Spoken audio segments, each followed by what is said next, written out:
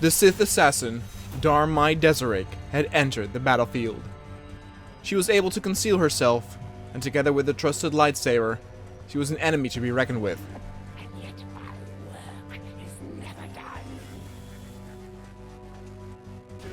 Darmai revealed herself by jumping through a window, giving Vaughn just enough time to maneuver left, but he could not avoid getting a strike by the lightsaber, resulting in a deep, bloody wound. This world rests on the shoulders of your band of misfits. But in the end, the blame for its loss will lie with you. It looks like the Chosen knocked one of our soldiers into a daze. We need to get someone over there to help them get back on their feet before that thing can move in and attack. These are trivial wounds. After that, Darmai, like the coward that she was, headed back into the shadows.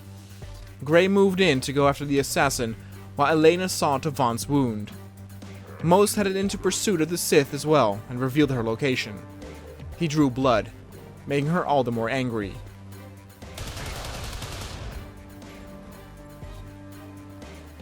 But before she could do anything, Gray already clipped her with a nice aimed pistol shot as well. And even Echo took revenge for what she did to Vaughn by getting some good hits in. I had not expected this conflict to be so exhilarating. You surprised me, Xcom.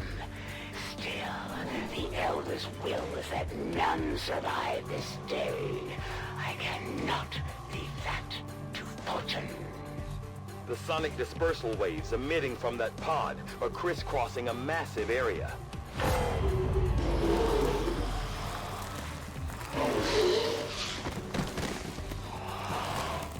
Meaning that thing just rang the dinner bell for every received loss in the city. An accurate assessment. The entire lost biomass seems to be converging on this position. Then let's get you all the hell out of there.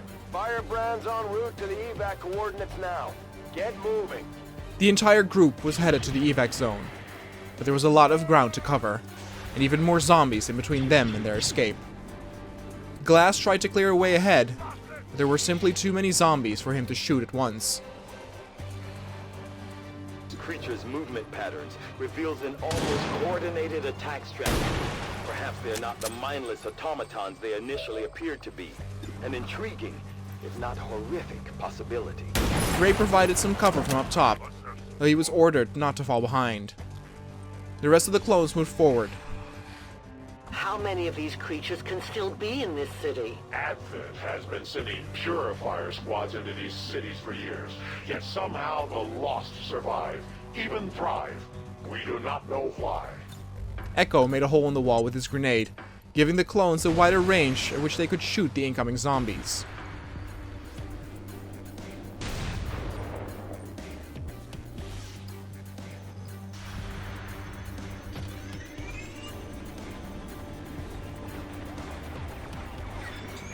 All of the troops worked in harmony as they slaughtered the zombies one by one.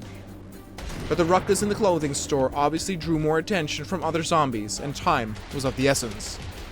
They had to move soon, but there was still a wall of zombies ahead of them, and thus the killing continued.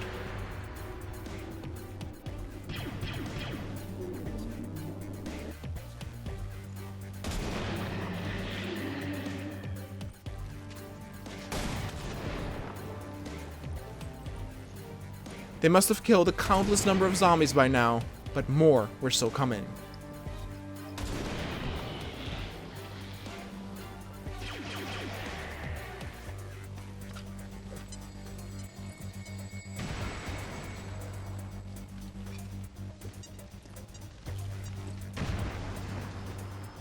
The troops hoped to thin the horde out a bit more, and then make their escape in the opposite direction through a side door. More and more of the environment crumbled away, but at a certain point, the zombies just kept coming and the path was blocked again.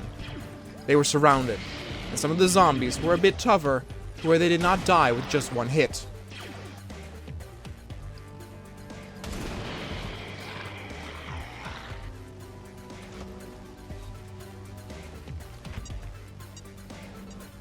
Vaughn eventually cleared a whole area with one of his grenades from his launcher.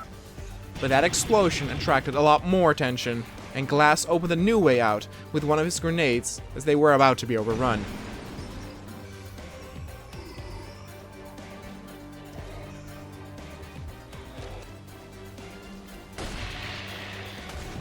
They were nearly at the extraction point, and the first of the troops that arrived covered the others as they made their approach. On the horizon, an entire horde of Lost could be seen, and the troops that were still on the ground dispersed themselves quickly at the zombies that were closest to them.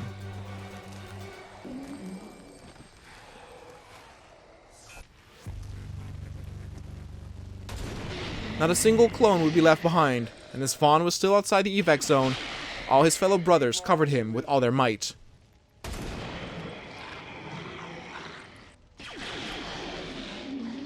Then finally, when the path was clear, Vaughn was the last to reach the extraction zone, while the undead bodies still hit the floor. The entire swarm converges upon us. We cannot hold this position much longer. Outrider to Avenger, where the hell's our exit? This is as low as I can get her. No! I do not intend to die this day. I will follow.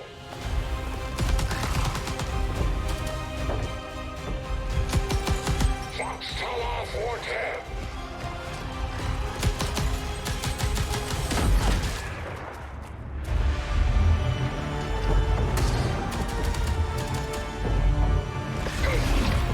Time to return home, traitor.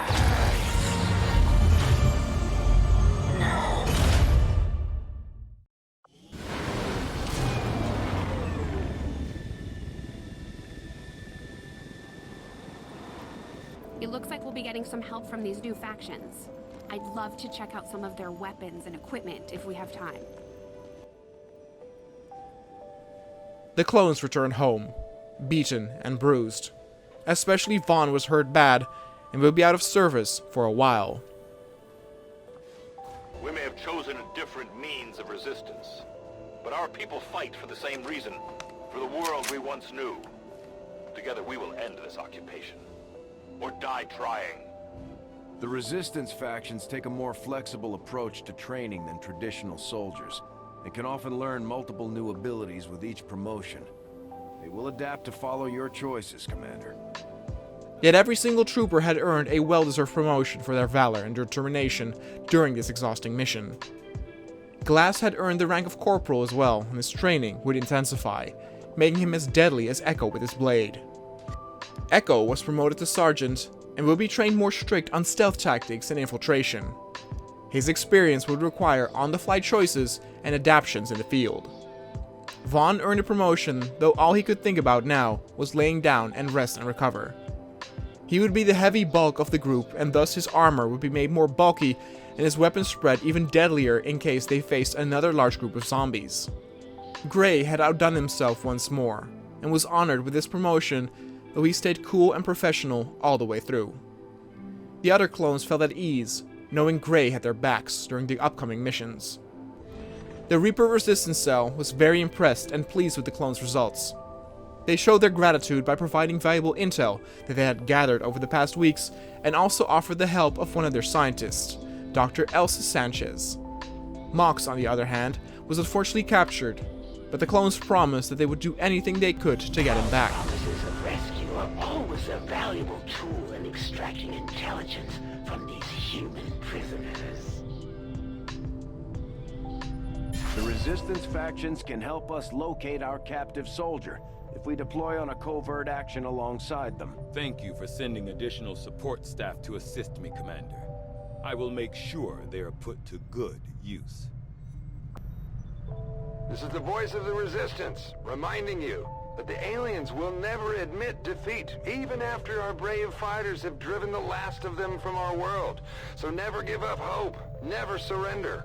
Gray did not suffer any wounds after the mission, and went to grab a cold one and exchange words with fellow clone Trig, who was very curious to hear all the stories, and of course Elena, with whom Gray bonded over during the mission itself. That bond grew stronger and stronger, and HQ noticed too that these two sharpshooters were one heck of a team. They would often be spotted together in the bar and around the ship, often talking about their favorite long-range kills on Imperial scum. Glass was on duty again soon after, always feeling that extra urge to prove himself since he was a Phase 1 clone. It's dark. Vaughn's recovery was coming along fine, and Echo was with him every step of the way. Echo took care of Vaughn like an elder brother would. With more space being freed up in the base, the next thing that would be built was a resistance ring that would allow the managing of covert actions and coordinating with the other resistance cells and factions.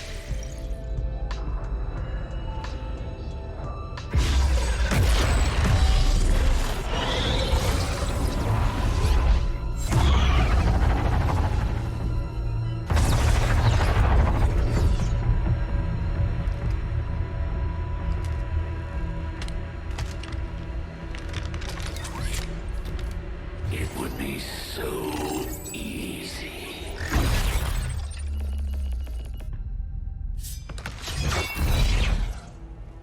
Good to see you, sister. Miscreants, restrain yourselves, lest you be restrained. No, the three of us, called upon together. Something has changed. On that, we are agreed. The battlefield has shifted. Our masters have need of us once more. Sounds to me like they're afraid. You dare defile this place with your wretched tongue? Oh, I dare.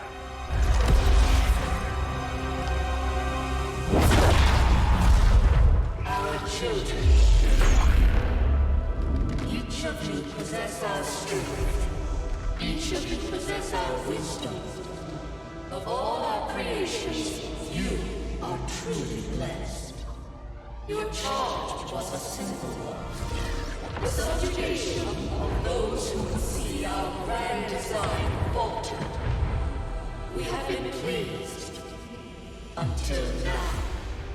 Our greatest asset has been lost, stolen from us, while our strongest did nothing. We are disappointed. Thought you were the strongest.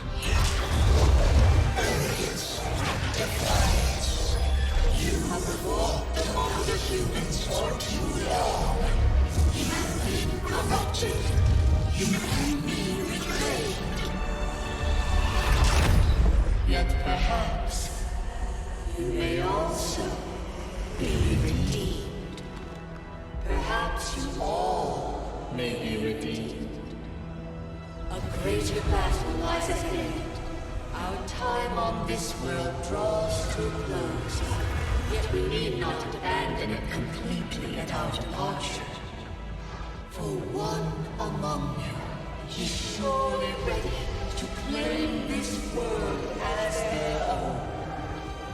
One among you is worthy. Return what was lost to us. Grant all who oppose our will. To the one that succeeds our everlasting favor. To the others. You are the chosen. Do not fail us. Now go.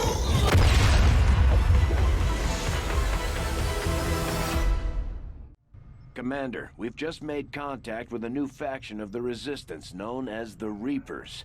They're an elusive bunch, but this is their headquarters. We can scan at this location now to start benefiting from our newfound cooperation. So this is the commander. Dragonova spoke highly of you and the rest of your team. Trust me, that does not happen often. You are all welcome here. I will admit I had some concerns with this alliance of yours, but from what I hear, this skirmisher, Mox, was captured protecting one of my own. Reapers have long memories, Commander. We will honor our end of the deal. Volk, out. Your tenacity could prove your undoing, Commander. If you would seek a fight with me, I hope you are truly ready to match my skills. With the knowledge provided by the Reapers, the area that was controlled by the Sith assassin, Darmai Deseric, made it to where the Resistance knew that retaliation would be likely. Nevertheless, they were not about to give up, and instead headed to salvage more supplies outside of the controlled region. So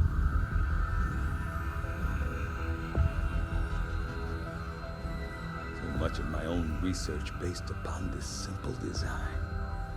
If only I had known. Ah, Commander, excellent timing.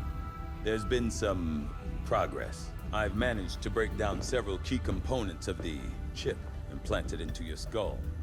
My analysis reveals that its primary function was that of a conduit, passing a vast amount of data directly to your cerebral cortex. With the primary connection severed, much of that data is lost. Several fragments do remain, however, ghosts, if you will. Observe.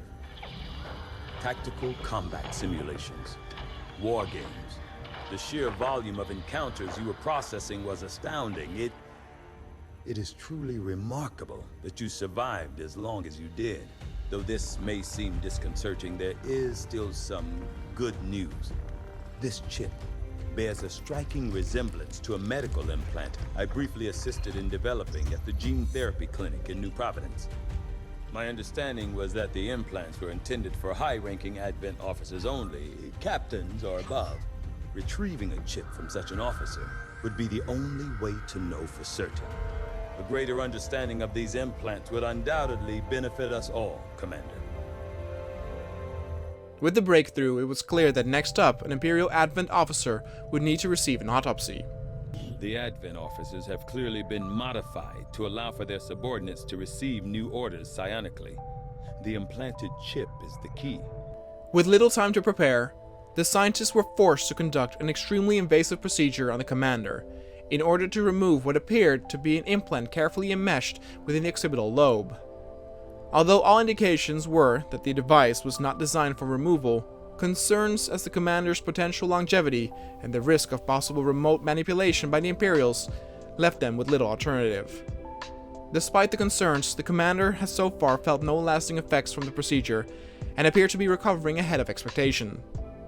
As for the chip itself, the initial findings were alarming to say the least. The device is psionically driven by the latent energy of the subject's brain. More importantly, it appeared that the device functioned as both a transmitter and receiver, relaying information via some form of psionic link. Even after removal, they had to shield the device to contain the residual psionic fields surrounding the implant itself, for fear of what it might be capable of. If their current theory was correct, the commander may have played a more important role in Advent's operations than they could have possibly imagined. Besides this, news got out that the infirmary had been finished as well, which was great since in future missions other clones would likely be gravely wounded like Vaughn was as well. Commander, the science team has grown particularly interested in this field of research, so much so that their inspiration could lead to vast improvements in our research efficiency. However, we must act fast. Despite their Advent officers appear to be similar, if not physically the same as the common Advent trooper in terms of power and agility. However, field reports indicate a more developed mental acuity, as the officers do provide tactical directives to the subordinate Advent forces.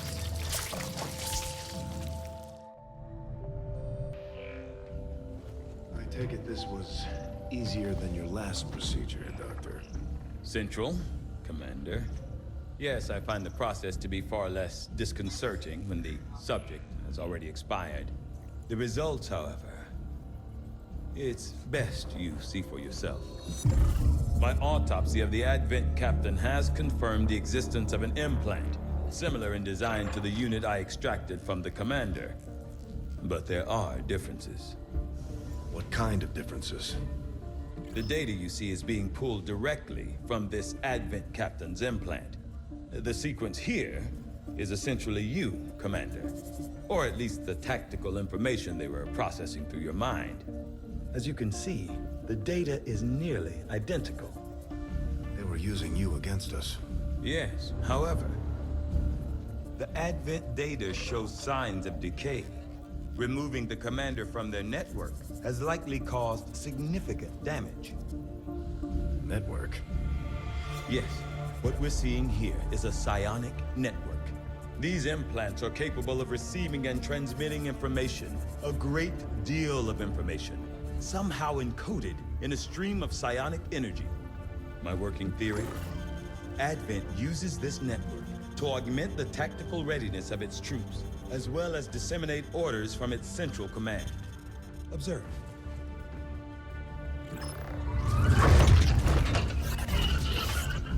Even in the subject's diminished condition, the implant continues to have an effect. A truly astonishing achievement. Or a weakness. Potentially. But I need direct access to their network to know for sure. I'm guessing that won't be easy. We'd need an active link. And that would mean hacking a live Advent officer. Like I said, not easy. Still, it's the best lead we've got. Your call, Commander. With the recent scientific discoveries, it became clear that the Resistance needed to access the Imperial network, which was easier said than done, and would require multiple steps to accomplish. The autopsy of the Imperial Advent officer also cleared up some things.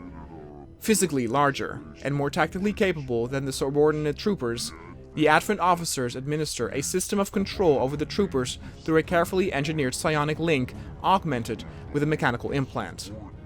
From the initial examination of the commander and a careful review of the information gathered in the Imperial containment area, the theory now stands as how this system was established. It is Tegan's firm belief that this process of psionic control was specifically engineered to allow rapid deployment of tactical information drawn directly from the subconscious mind. With this hierarchy in place, tactical knowledge stored in the depths of the commander's mind was processed and transmitted to the Advent's officers, who in turn directed the Imperial troopers and other subordinates. With the commander no longer attached to their psionic network, it's difficult to say how the orders are being dispersed at this point, although Tegan is sure that the Imperials have planned for this potential contingency. Tegan believes it may be possible to tap into this network, but it would require the use of a living Imperial Advent officer to function as their conduit. To facilitate this difficult task, they work to develop a new device, the skulljack, which should be capable of disabling an officer. From there, it's simply a matter of hacking the officer in the field. Commander, if we're going to try to build this skulljack that Tegan came up with, we're going to need a specialized facility to test it out. Next up, while preparations were made to create the skulljack and proving grounds, the scientists would focus more on Resistance communications so that it would be easier to reach out to contact isolated pockets of Resistance around the world. Then finally, the tactics school had been finished, and the clones finally had the opportunity to train more effectively. It wasn't anything top of the line, but it would get the job done. The first thing that was initiated to start in training were that the troops would be trained in missions with more than 4 soldiers. Battles would get bigger and bigger, and so they had to become that as well. The Avenger continued 2 days of scanning and finally found something. After smoke began to rise from a nearby landmark, the long-range scanners were used to probe the site.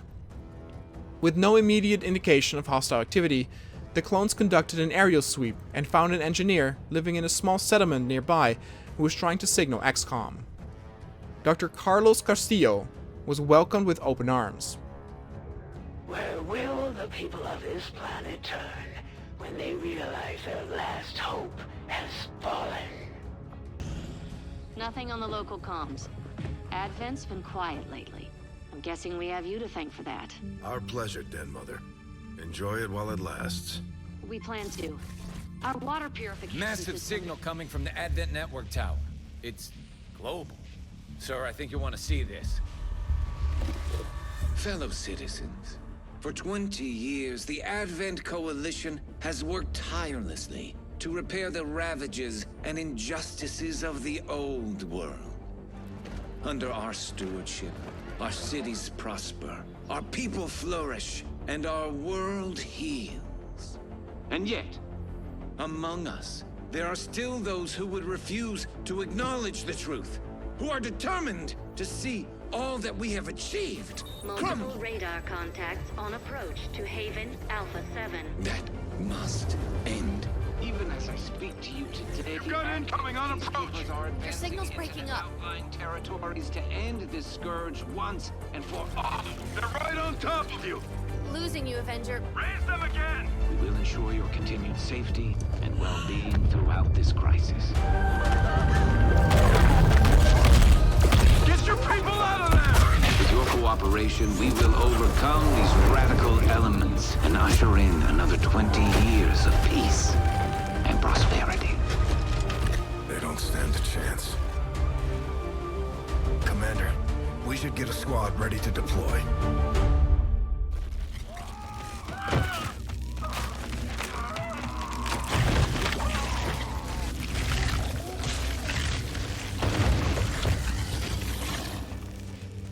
Commander, we have a squad ready to move on the Resistance Haven currently under siege by the aliens. Give the word and we'll move out. Our next operation will put us right in the middle of chosen territory, Commander. There's a good chance they'll show up to interfere, so we should plan accordingly. This would be the first mission where 5 clones would be deployed. By now, Vaughn's wounds had healed sufficiently, and he was eager to lead another squad into battle. This time he chose both Archive and Grey as their sniper overwatch, Blue for their tech support, and newcomer Rex, since Vaughn knew all too well he wanted to prove himself. With confidence, the clones headed out for their mission.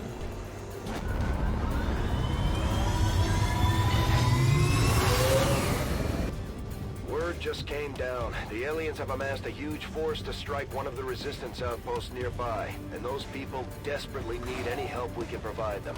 We're going in to eliminate the enemy threat and secure the area.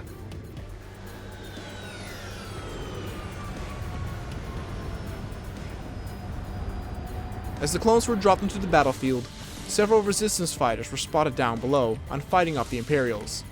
One of those chosen is leading an assault on the resistance encampment in this area. Our people are doing what they can to fight back, but we need to help protect the civilians trapped nearby. There's a group of resistance soldiers hunkered down not far from your position. Move in and help fend off the attacking alien forces. This time the Empire had sent in Sith apprentices. Their red lightsabers sent flashbacks through Vaughn's brain, and he ordered them killed immediately.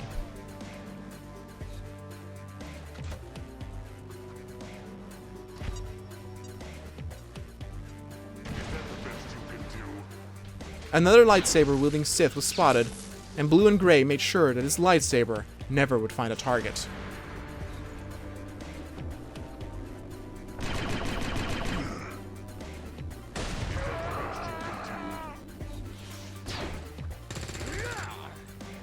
The other human resistance fighters on the ground fought alongside the clones, some even taking out the Sith as well.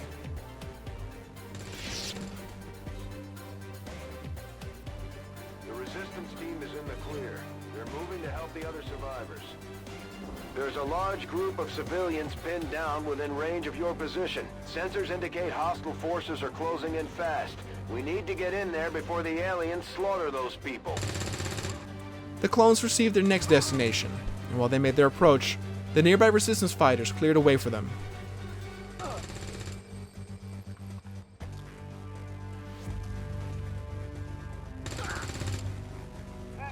Vaughn ordered all of the clones to hurry and get to the civilians before they would be overrun. The sound of resistance gunfire kept getting louder, indicating they were going the right direction.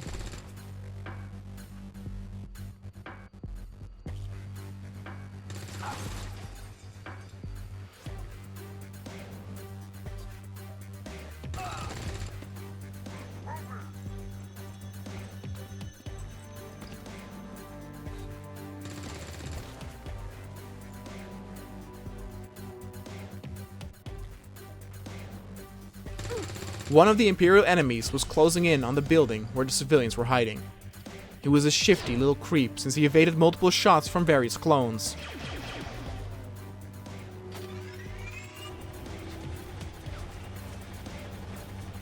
He eventually even managed to take the life from an innocent civilian.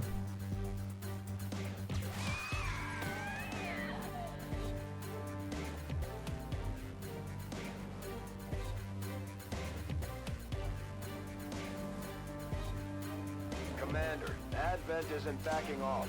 They've got units in the AO that are ignoring our forces just to get a better shot at the civilians. Take those bastards down. But then suddenly, one of the civilians inside shapeshifted, and it turned out that some of them were in fact ISB infiltrators. Archive got a good shot in, but these Imperial Security Bureau types were tough. Not even a second hit by Rex could put him down, though Vaughn ended it shortly after. Outside, Gray and Blue noticed more Imperial units getting closer, opening fire to draw them out.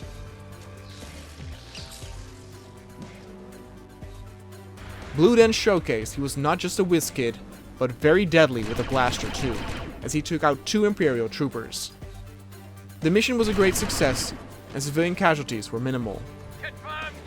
Menace 1-5, you secured the remaining civilians and there are no other hostile contacts on the scope. Good work out there. Both Blue and Archive were glad to have seen some action again, and Rex proved he was indeed a valuable asset to the team. Vaughn was just glad that things were not as bad as the previous mission.